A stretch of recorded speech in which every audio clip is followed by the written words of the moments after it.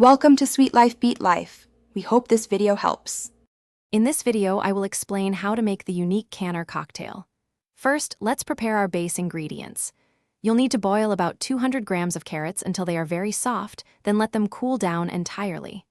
Next, take about 50 to 60 grams of ripe papaya, peel it, and chop it into small pieces. Now, add these cooled carrots, the chopped papaya, and 3 tablespoons of sugar into your blender. This forms the sweet and fruity foundation of our delicious drink. Now, let's make our cocktail wonderfully creamy. To the blender, add 500 milliliters of frozen milk.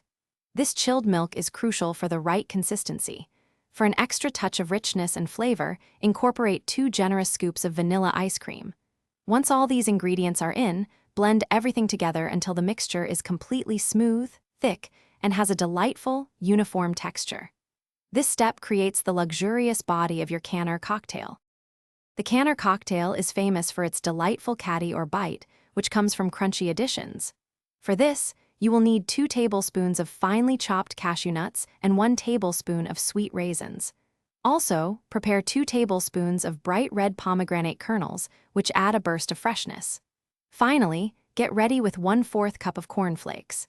These elements are added at the end to ensure they retain their texture, giving you that signature crunchy experience with every sip. Your Kannur cocktail is almost ready to enjoy. Carefully pour the thick, creamy blended mixture into your favorite tall serving glasses. Now, it's time for the exciting part. Gently stir in the 2 tablespoons of chopped cashews, 1 tablespoon of raisins, and 2 tablespoons of pomegranate kernels.